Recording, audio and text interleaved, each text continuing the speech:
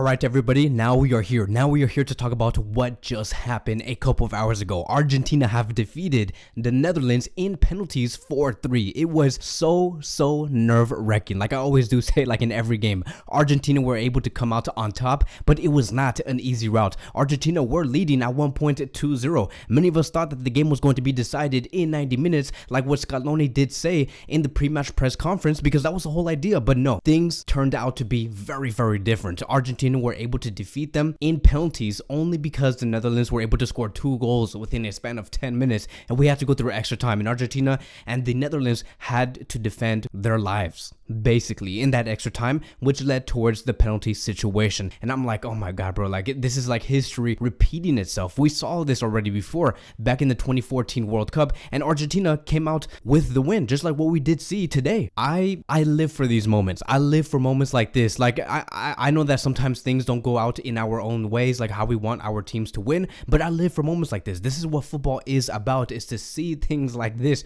experience moments like this. This could have turned out really bad for the Argentinian fans or really good for the Argentinian fans, but football has decided to lean towards the Argentinian fans and the players. And let me tell you, this was not the only game that led towards penalties. The match that we saw between Croatia and Brazil, that also went all the way to penalties. They ended on 1-1. After 120 minutes, they went to the penalties. But it was not Brazil that were the ones to go into the next round to meet Argentina. It was Croatia. Croatia is just outstanding. They also defended for their lives. And now that I think about it, I look and I analyze the match between Croatia and Brazil and Argentina versus the Netherlands. It was almost the exact same thing. Like, can you and me agree on this? I felt like we were watching the exact same game. All 4 teams, except for Brazil, I think that they had the extra edge because of their attacking qualities. But overall, you combine these 4 teams and they all came with one specific idea, which is to really defend, and really defend with a lot of players. We never saw once like a high line, a extreme high line. Maybe with Brazil again because of their attacking quality, but we never really saw that with Croatia. We never really saw that with Argentina. They defended with 5 men. We never really saw that with the Netherlands. They did not mind not pressuring the opposition. They were always sitting back. So we saw this with all of these teams, and I think that this is just something that we do see in the World Cup, because when it comes to the World Cup, and especially in the knockout phases, every team wants to minimize their mistakes, which is why we saw so many national teams, like, I would say not afraid, but I can't think of the word, but I'm gonna just say afraid. Like, they were just afraid of making those mistakes, which is why they wanted to play that safe bet. And I think that Argentina, right, out of all of these 4 teams, Argentina are the least pacey ones, but I think that it served them the best because of one player, because of Lionel Messi. Like, they have permission to defend with 8 players in a low block, and then have 3 to 4 players to attack. They have permission to do that, even though they don't have the pacey wingers, because of Messi. Messi is able to unlock a whole defense with one pass, like what we saw with the first goal of Argentina. One thing that I want you guys to pay attention, right? I want to get very specific about what Argentina did against the Netherlands. I want us to understand the brilliance of Lionel Messi. And why am I saying this? I'm saying this because of this.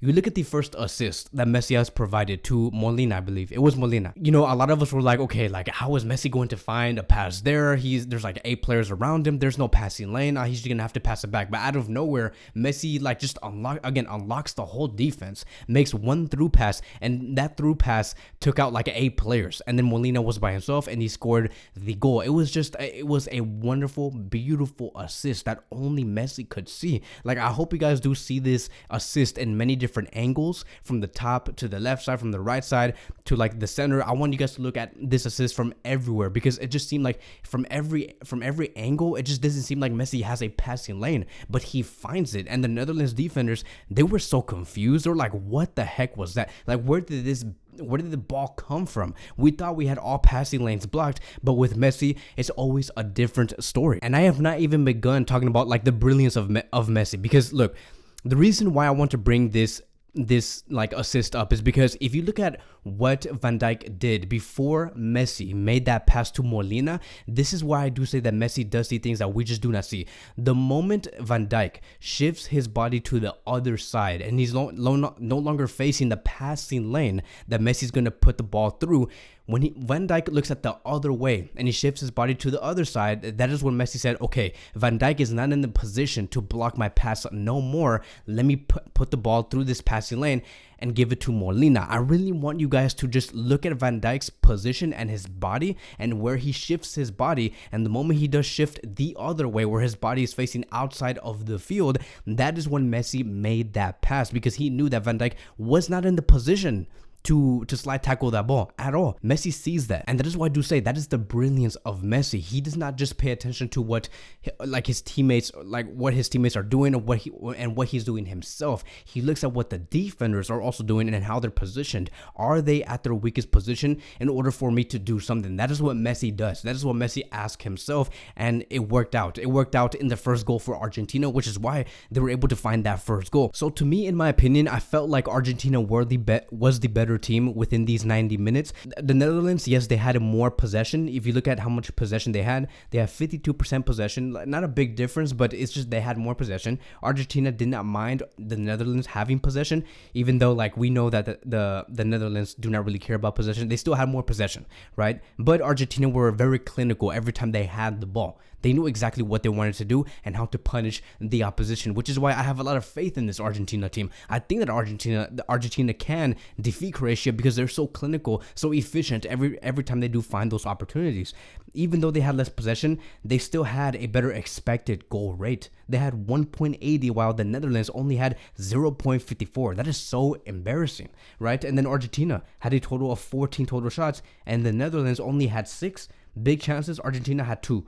The Netherlands had 0, right? The amount of shots on target that Argentina had was 5, while the Netherlands only had a total of 2, which is crazy, right? You would assume that maybe the Netherlands do have more possession, which means they have more attacking opportunities, but that wasn't the case. And I think that is probably one of the biggest problems for Van Gaal's team. Now, on the 73rd minute, we saw Messi score a goal himself, which was through a penalty, a very easy penalty. Messi did that with a lot of calmness. He actually did score all of the penalties that he was given within this game, including the extra time penalties and the penalty that he was given within these 90 minutes. And we always believe that Messi's going to be missing his penalty like he did a few games ago, but he was perfect in this game. Everything was perfect with Messi within this game. He never lost the ball. The Netherlands had no answers towards taking the ball away from him. He scored every penalty, and that is why, because he is 100% on form, he was able to capitalize off of that penalty and make it 2-0. But then this is where the destruction comes in, because as we go into the 75th minute, those 15 minutes was probably one of the worst 15 minutes I have ever experienced, because we thought that Argentina have this game, that they were going to go into the next round and face Croatia. But then the Netherlands, they responded. They made a few substitutions in the second half, in the last 15 minutes actually, and they put Luke de Jong on the 64th minute and Weghorst. I don't know if I'm saying that correctly, but he is the player that did score the 2 goals for the Netherlands. But those were the 2 players that did in a way help this team to find those goals, and they were able to find those 2 goals in the last 10 minutes of this game, which was so frustrating. And you can feel it through the players when they scored that last goal. I was just like, bro, oh my god, there's just no way that Argentina can be knocked out. I almost feel like Argentina is not supposed to be out. It's not destined for that to happen, which is why we question, why is this happening? Why is it 2-2? And the players were very frustrated. They were arguing against the ref. We saw I don't know who it was. I forgot. I think it was Molina or Fernandez or Alister De Paul. I don't know who it was. I really forgot. But one of the players kicked the ball so hard to one of the bench warmers for the Netherlands, really, really hard. He kicked that ball straight to them, and the players were all going to the field trying to attack that player, one of the Argentinian players. And so there was a lot of tensions going on because Argentina was pissed. They believed that one of the calls that the ref did that favored the Netherlands towards finding that second or first goal was not good at all, which is why, again, they were really frustrated, and there was a lot of fights to the point where what's his name? I forgot his name. The ref.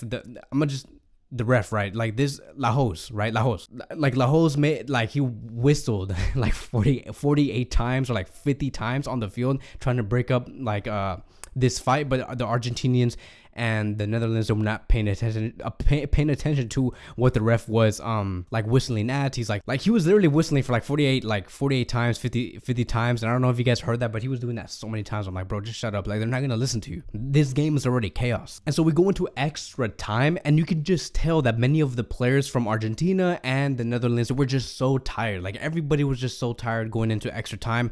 It's like every time Lautaro Martinez had the ball, no one wanted to help him. Every time someone like what's his name? Luke de Jong had the ball. No one wanted to help him. And, you know, Luke de Jong is like one of the slowest players on planet Earth. So he was not going to go anywhere. So we knew that this game was potentially going to go to penalties. I mean, for a moment there in the last minute of the extra time, on the 120th minute, we thought that Fernandes was going to score the goal of the tournament, the most exciting goal of the tournament, but he hit the post, and I'm like, oh my god, bro. Like, I hope you guys can feel the emotions that I'm trying to portray, because I know you guys felt this way. I know you guys felt like you guys were so eager, you guys were so like agitated just for Argentina to find that third goal and just to get it over with and just to go home crying with happiness, stuff like that. But no, we had, and even after extra time, we had to go to penalties, and we saw the Netherlands miss about two penalties or something like that, and that is why Argentina were able to come out on top. They missed one, but we missed less than the Netherlands, and we ended up winning 4-3. So it was a journey, it was a ride, it was like going on a roller coaster, and it was never stopping. Even though you wanted it to stop, even though you were throwing up in the middle of the ride, the roller coaster kept going. And that is what's just, you know, again, just so fascinating about football. I just love moments like this, but you know, I wanted Argentina to go to the next round so bad. And I think that when we talk about the next match and we talk about Argentina versus Croatia, it will be very difficult. Very difficult. Croatia has shown that they have a lot of spirit, very, very similar to Morocco. They have the defensive spirit. One of the players that I highly do admire from Croatia, it is that center back named Guardiol, a center back that we have talked about in this channel. You guys can go check it out. But we've talked about this center back, and he has been phenomenal for Croatia. Phenomenal. And I want Barcelona to sign this player. And I hope that just in that specific game, when they do meet up, he has one of the worst games he has had in his professional career. Because I just want Argentina to go to the final, and maybe, I know them, and many of you guys have been wanting to see this. I know you guys have been wanting to see this.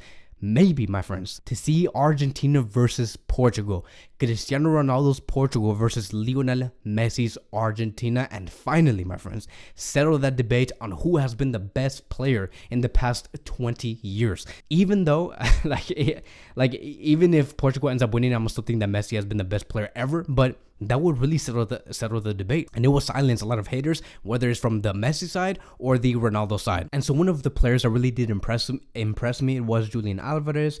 Acuna was also great. Romero was great. Molina was great. De Paul, Fernandes, especially the midfield, they were all great. But when it comes down to Lionel Messi for being the protagonist, making Argentina the protagonist in this game, he has just been phenomenal. I don't even think that he lost any balls at all. He didn't lose a single ball. Messi was the one that created the most chances, which was a total of 3. Messi was the one that completed the most dribbles, which was a total of 2. Messi was the most fouled player in this match with a total of like 8 times. Yes, he was fouled a total of 8 times because the Netherlands could not stop this player. So this is what Messi had to say after the match was over, and I quote, "We didn't play to reach extra time, but we knew how to handle pressure. We are in the semifinals because Argentina shows that they always play with the same intensity. They want to be the protagonist. We are very excited, and we needed this joy." So I am going to be covering this game between Argentina and Croatia. It should be a very tactical battle, but the one player, like always, right, the one player that could make the difference and does give Argentina the edge, it is going to continue to be Messi, as long as he gets backed and greatly backed by De Paul, by Paredes, by Alisted, who are phenomenal midfielders, and they have been performing very well under Scaloni. So that will be wrapping up today's video, and I'll see you guys in the next one.